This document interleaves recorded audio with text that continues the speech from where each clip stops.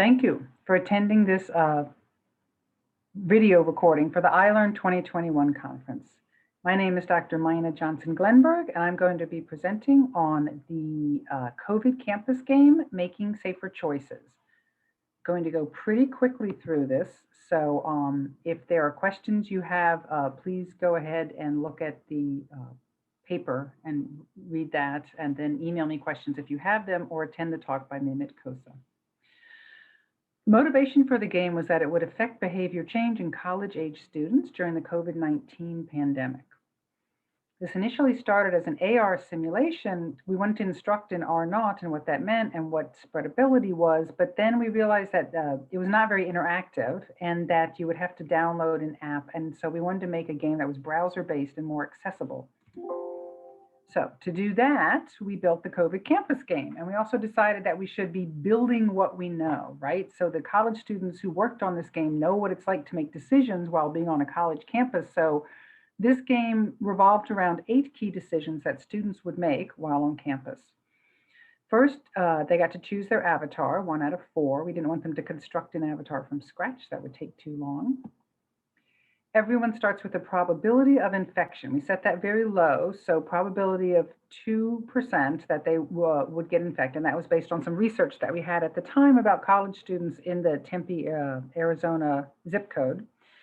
Players note the change of this probability bar by the end of the game. So here's the bar that rises as you make your decisions, either by a lot or a little. 8 decisions were made throughout the day. They include things like wearing a mask in the morning, how to get lunch, would you go to a party or not, and deciding where to go at the end of the day when your roommate asks for privacy. So example number 1, how would you get to the floor your class is on?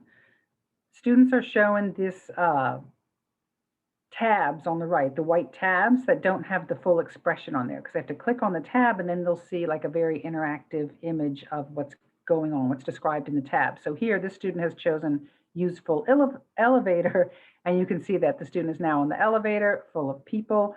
Another option would have been to walk up the stairs or to wait and until the elevator was not full. So they chose the most intense one, use full elevator, hence their probability of infection bar rose the greatest amount, up to 10%.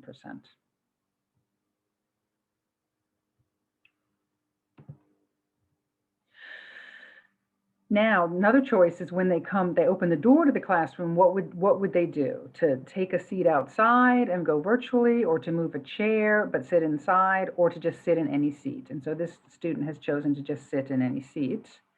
And again, you're seeing the probability of infection bar at the bottom. That would increase a lot, the maximum amount 10 to 11% if they sat in the seat. We definitely made a choice to not show numbers at the bottom because we don't want people to get hung up on exact numbers. It's just the idea of small, moderate, and large increases. This was within design, so we had 87 college-age participants who filled out pre and post surveys from September to October of 2020. The time in the short game ranged from 62 seconds to 292 seconds. One of the two questions that we're most interested in revolved around whether they would attend a party or ask questions about the party. So the question was asked pre and post: if you were invited to a party, what degree of comfort would you feel about attending? And the anchors were 1, none at all, or 5, a very high degree. The second question was, what degree of confidence do you have that you would be asking the host of the birthday party questions that you feel are important to your safety? So again, the anchor 1 was none and 5 was very high. Post-survey questions included many more, and of course these are in the paper, but things like engagement, was going through the game likely to change your behavior? Can you please give an open-ended example of specific behaviors that you might do differently after this simulation? And we got some really interesting ones.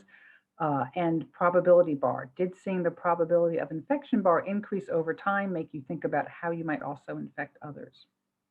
So here are the results. Party comfort, attending a party. At pre-test, they were at 2.4, but by post-test, the mean had come down to 2.22. So that is marginal and a Wilcoxian ranked test, but very close, P of 0.06.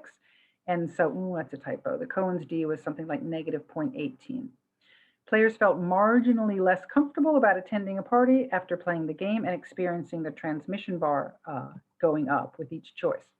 Regarding party confidence and asking questions of the host or hostess, the pretest mean was 3.78 and the post was 4.07. So this was a significant increase in knowing the questions to ask about their safety. So that was nice to see. The game was teaching them that. What about entering a crowded class?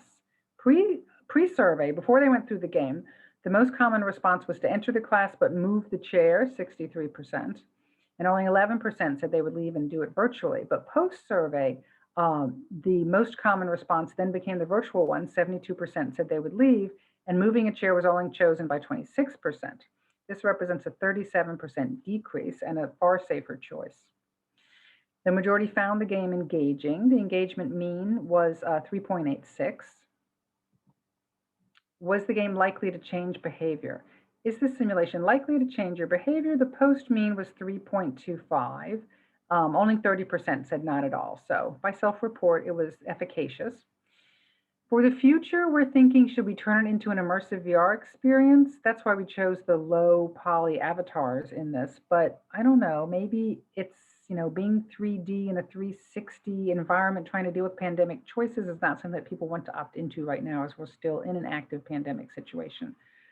So not sure if we're going to do that, but we have the means to do it if we want to.